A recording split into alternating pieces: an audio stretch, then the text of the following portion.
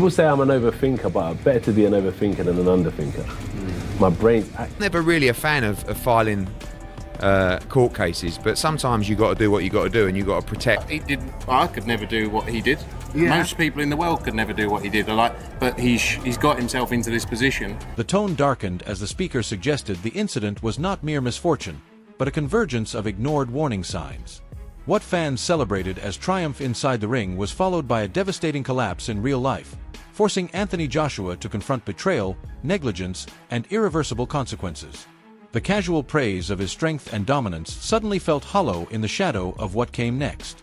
talking about, oh, he's this, he's that, he's that. I said, but why are you worrying about what someone else has done? What have you done as a fighter to kind of boost your ego? The narrative intensified as attention shifted from speculation to investigation. Reports emerged that federal authorities were examining the circumstances surrounding the crash, transforming public chatter into one of the most serious and closely watched situations the boxing world has faced in years. What once seemed distant now carried real legal and moral weight. Process danger at all. Later, I learned the car had crashed head-on into a stationary truck. The full force of the collision hit the front seats. The back seat, where I was, became the only relatively safe place, and that's what saved me. What I still struggle to accept is that the two people in the front didn't survive. In that instant, they took the most violent impact. Without meaning to, they absorbed everything and became my shield. Security pulled me from the car and rushed me to the hospital. The doctors told me I was extremely lucky, that I'd only suffered minor injuries, but honestly, that kind of luck doesn't feel comforting at all. That was the moment I understood something. As the highs and lows collided, the speaker reflected on how Joshua went from global dominance and viral celebration to unimaginable loss within days. The contrast illustrated how fragile success truly is, and how quickly destiny can strip everything away, regardless of strength, discipline, or fame. So we filed a lawsuit against him, and we'll leave it in the hands of the lawyers. And we take what he said very, very seriously. And the segment closed with a stark reminder that this was never about headlines or personalities. Lives were lost, warnings were ignored, and the boxing world now watches the lawsuit unfold with one pressing question lingering in the air. Will justice be served, and can accountability prevent another tragedy like this from happening again? As AJ said, and everybody knows, he's not a real boxer. There's levels to this game, and he was way out of his level, way out. Anthony Joshua's legal move sent shockwaves through combat sports as reports confirmed he had filed a lawsuit against Jake Paul. The case was framed as a response to what Joshua believes was reckless involvement tied to the car accident that nearly claimed his life. It marked a dramatic shift from ring rivalry to courtroom confrontation, driven by grief, survival, and a demand for accountability. Your enemies, they are your brothers and sisters under God. We all came from Adam and Eve. In the beginning, everybody on earth. Remember that. Spread love. The speaker made it clear that Joshua did not rush into accusations. After surviving the crash and returning home from the hospital, he reflected on the chain of events, mechanical failure claims, and the irreversible loss of his closest friends. What began as shock and anger evolved into a measured pursuit of justice rather than emotional retaliation. Designed to be a fighter, where it was like, I joined the amateur club at the age of 8 years old, or my dad had a vision of me being a fighter one day in my life. And as the story unfolded, Joshua's own account of the crash was highlighted. He described how it struck without warning, citing alleged brake failure and a sudden loss of control, with the front of the vehicle absorbing the deadliest impact. A violent moment that spared him in the back seat while claiming the lives of the men he trusted most. Everything for his development.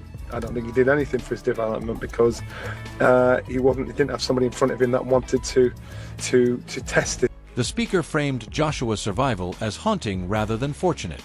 He reportedly struggled with the reality that his position in the vehicle may have saved his life while his friends endured the full force of the collision.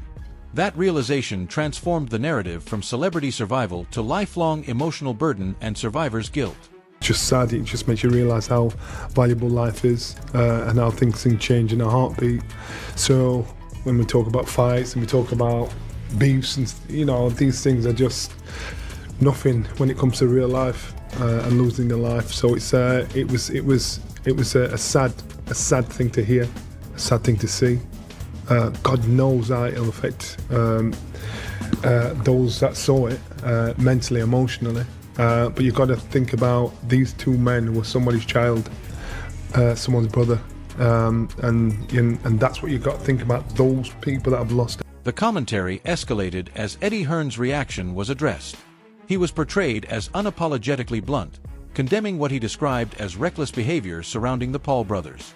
By confirming the lawsuit, Hearn drew a firm line, stressing that boxing theatrics end where human life is put at risk.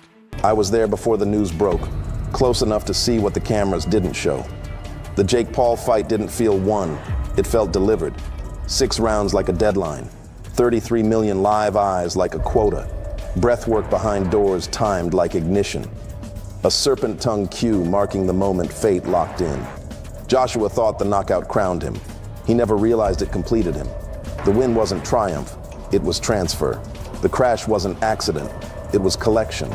The script didn't go wrong. It was reinforced that the legal process was now firmly in the hands of lawyers. Joshua's camp treated every statement and allegation with gravity, signaling that this was not a publicity stunt, but a structured legal response to a tragedy that permanently altered lives beyond the boxing spotlight. So who am I? I might become a Buddhist in the next 10 years, and my whole perspective on life might change. Duke McKenzie's criticism was amplified through the speaker's lens, portraying Jake Paul as dangerously out of depth. Not only as a boxer, but as a public figure whose actions, intentional or not, allegedly contributed to chaos. This perspective explained why Joshua's legal action resonated so deeply within the boxing establishment. Has sustained minor injuries, and he's fine. Now, these are the images that are out now of what happened. This happened in Nigeria, if you guys don't know. Anthony. The focus then shifted to the emotional intensity of Tyson Fury's reaction. His anger was framed not as rivalry, but as moral outrage. Fury reminded viewers that this incident involved families, lives, and irreversible loss, and that respect for life must outweigh ego, clout, and promotional bravado. When he survived, right? Like, did he hit his head? Did he hit his neck? Like, what is he okay? Like, is he 100%? Or is he always going to be a little fucked from that? The commentary widened with Carl Frocke's harsh assessment, painting the situation as a reflection of a clownish culture driven by attention. He questioned where manufactured hype leads when consequences become real, and how reckless stunts ultimately forced Joshua into court rather than celebration. Guys in front of the whole world, Netflix, millions of dollars, breaks Jake Paul's jaw in 2 places, decides to go back to Nigeria, almost dies. 2 of his closest friends pass away in the accident. You never know what day's your last. Johnny Nelson's words were woven in as a sobering counterbalance. He stressed that nothing about the crash benefited anyone's career. Instead, it revealed how misguided behavior carries a human cost, with 2 lives lost and countless others emotionally scarred. SUV struck the stationary truck. So I just want to give you guys the breaking news.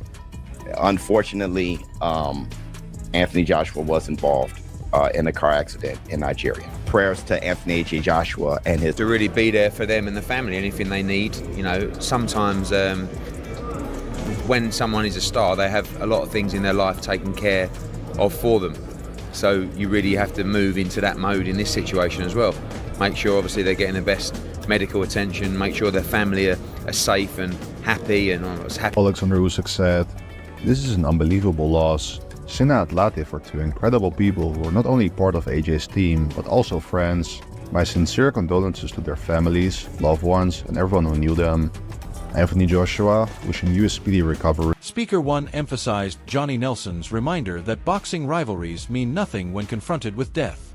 The men who lost their lives were sons, brothers, and friends, and their absence now outweighs any win, loss, or promotional victory ever recorded.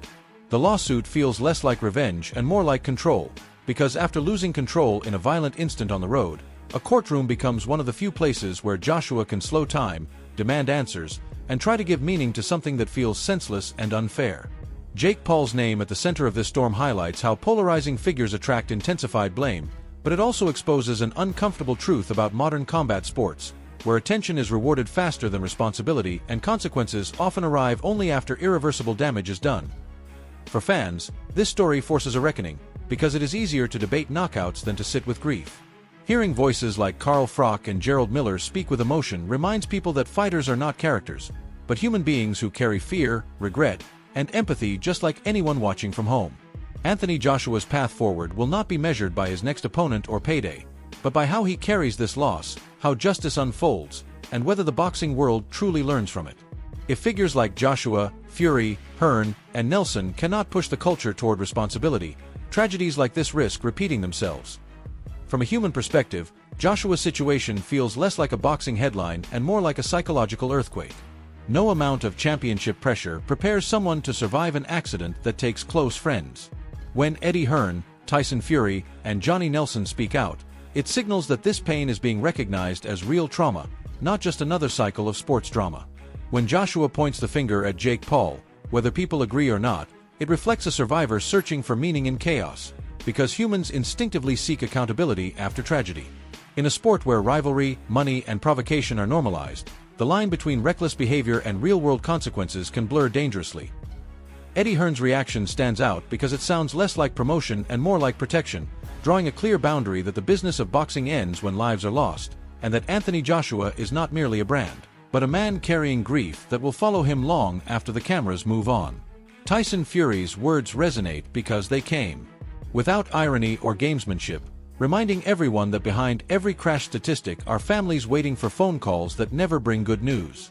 Fury's anger reflects a shared fear among fighters who understand how quickly strength and status mean nothing outside the ring. Johnny Nelson and Duke McKenzie represent an older boxing conscience, and their criticism of Jake Paul is not rooted in jealousy or gatekeeping, but in frustration with a culture where clout chasing spills into real danger. What makes Joshua's survival so haunting is that it forces him to live with comparison, because every breath he takes now exists alongside the absence of Arab synagogamy and Kevin Latif Shaw's Ayatol. That kind of survivor's guilt does not fade with time, titles, or applause. It only changes shape.